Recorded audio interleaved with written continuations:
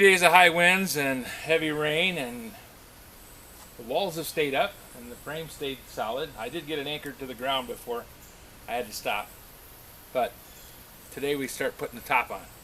Really didn't want to do that in a high wind.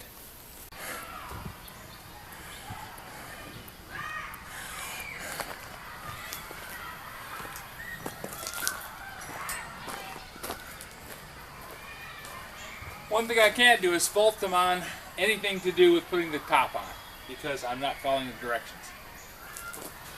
The directions said to have 3 feet of clear space on either side, so that I could have this tarp unrolled and accessible.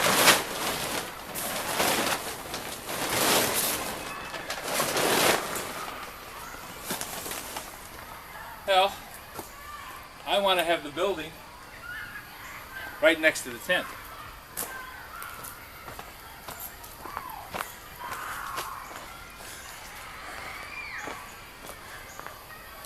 And I needed to anchor the tent down before I needed to anchor the frame down before I put the top on to the garage. So I'm having to modify things as I go. Anything from here on out that goes wrong with this is my fault. Now that doesn't mean that I'm not going to at least look at the directions.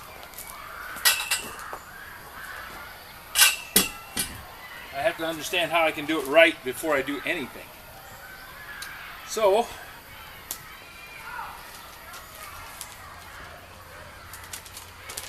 the directions say to lay the tent out on the ground next to it, the top cover, on the ground next to the frame, so the inside pocket to the opposite side is facing up.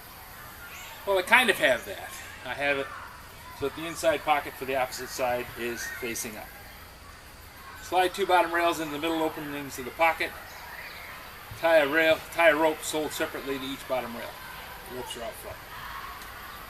So, slide 2 rails. Let's see how that goes.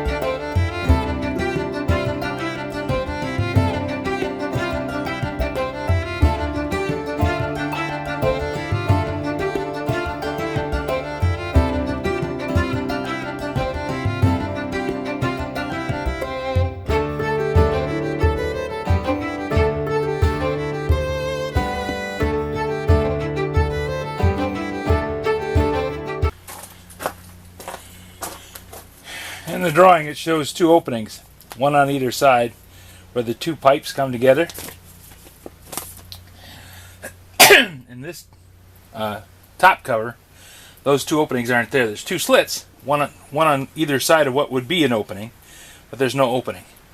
So I'm just relieving that area in between the 2 slits so that I've got a gap like that. It makes it so that I can put the tubes through with some kind of reasonable efficiency. And it also makes it so that I can put the clamps on that go on later. Without those holes, I won't be able to reach in and put the clamps on the way they're supposed to be. Now see, that pocket is supposed to open over the sidewall stands so that it actually captures inside of there, which is a good idea. And I read this 3 days ago. But having it that way, I absolutely have to have that gap in there. So that's what I'm doing.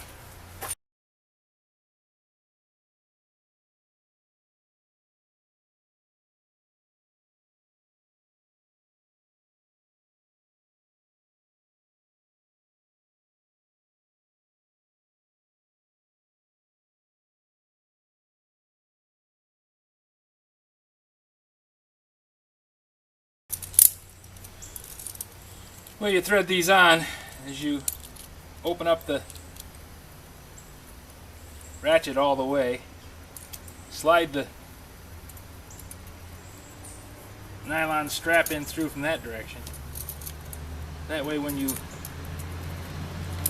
pull up on that little latch and release it, then the barrel turns and laps the strap up inside the spool and grabs a hold of it.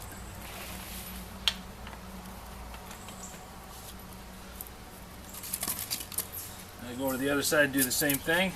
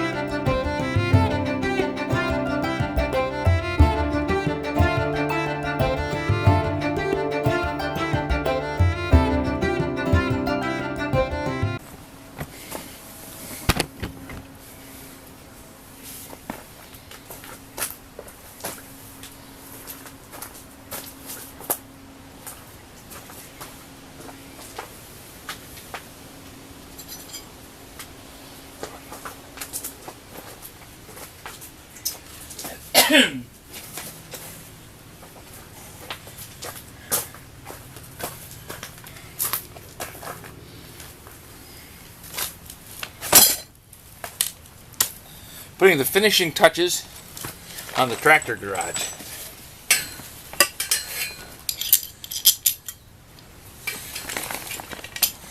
The tractor garage is designed to be easily installed and assembled by one person. Not true. Never claimed that. They always said it takes two people. But if you're persistent and bullheaded, you can do the whole thing by yourself. I wouldn't recommend it. It made you pain in the butt. But then who's to say that I don't like being stubborn?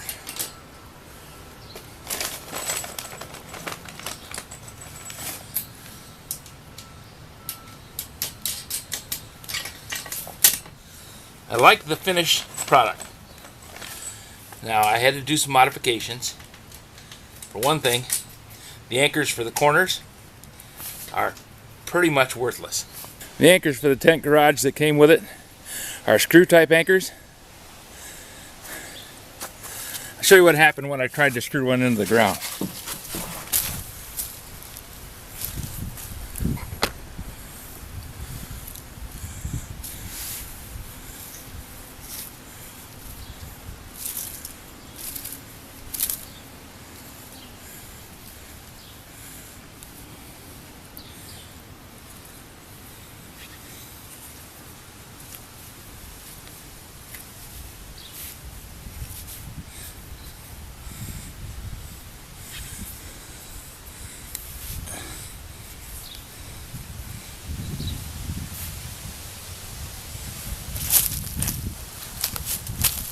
I don't expect to be able to screw it in by hand, but I would think it with a handle in there, I should be able to put enough force onto it to get it at least to bite.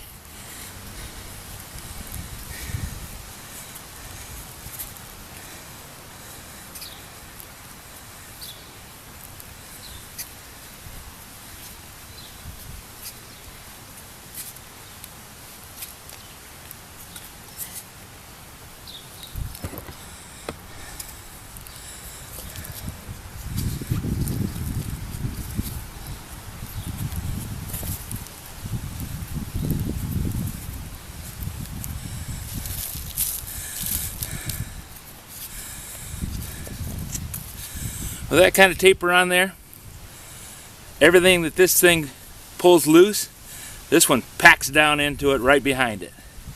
So all you end up doing is spinning the dirt in the hole. That's where I spent a half an hour trying to drill a hole into the ground to get the anchor to start, and absolutely couldn't get it to work. Tried modifying it, tried everything I could think of, and it just wouldn't hang. So I went and got the fence post driver, drove a fence post down in. That's anchored solidly. Got one in all four corners. This thing's not going anywhere. Takes the 3-point hitch on the tractor or a tripod and a 2-ton hoist to yank one of those things out of the ground. If I got that much wind, I got other problems entirely. On the other side of the tent garage, I started on one end and worked my way across to the other end.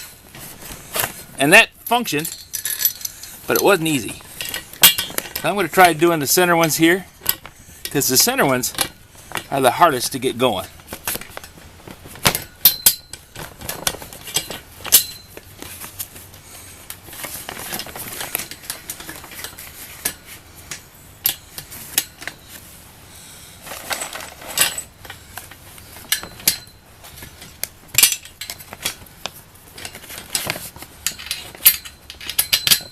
At least they were for me. You might find a different way of doing things, makes things a lot easier. If you do, congratulations.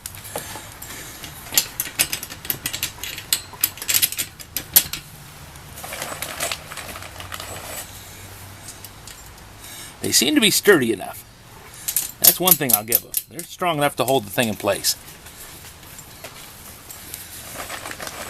And when they grip, they seem to grab a hold of the tube well.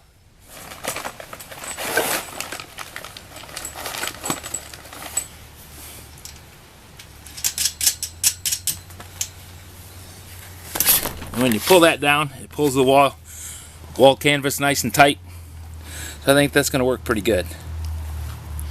I had to open up the flaps because these are closed off. They put a slit here and a slit there, but they don't open up in between like it shows in the picture. Minor problem.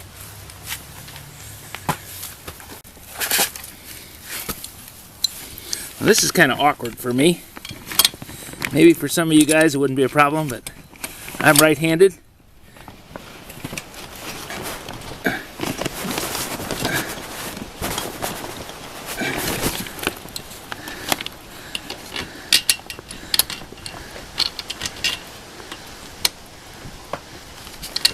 So assembling things in a left-handed fashion makes it more difficult for me.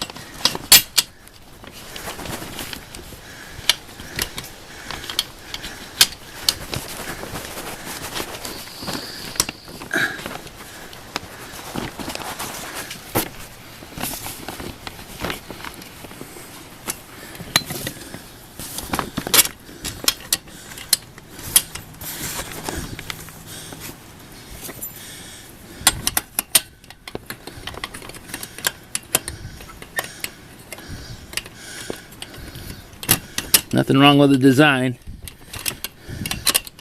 Just my capabilities aren't set up for left-handed.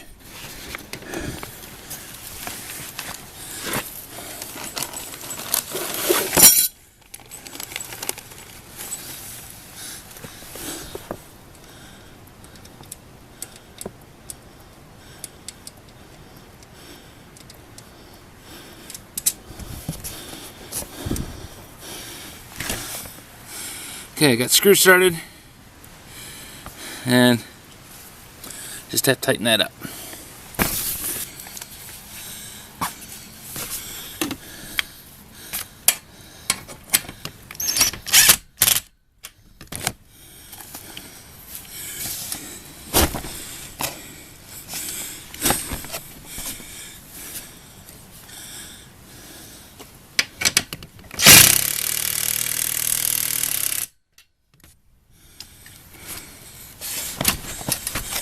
Good and solid. I sure do like having this impact driver. Makes jobs a lot easier.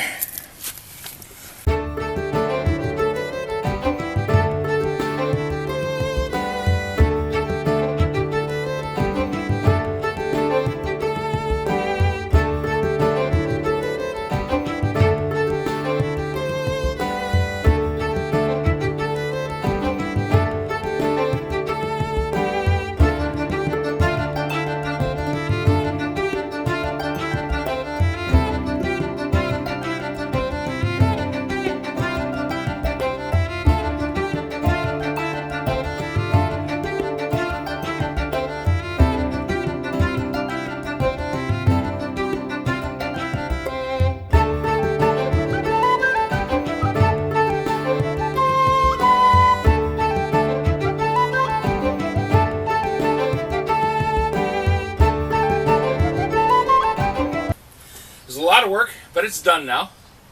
And I can put the stuff inside the tent, get everything anchored down. I think I'm going to put a bench in here too. Might want to do a little work on the tractor. And I'll be able to put away the plow and the grader blade and the hydro hoe and the tractor inside here, along with the wood chipper. And I think I'll be able to put the snowmobile in here in the summertime. I'm going to get some pallets and make up a floor for it in the areas where I'm not going to park the tractor. That way I'll have a good solid place to walk on, and I can keep things up out of the wet. Another Old Sneelock's workshop project done. Thanks a lot for watching.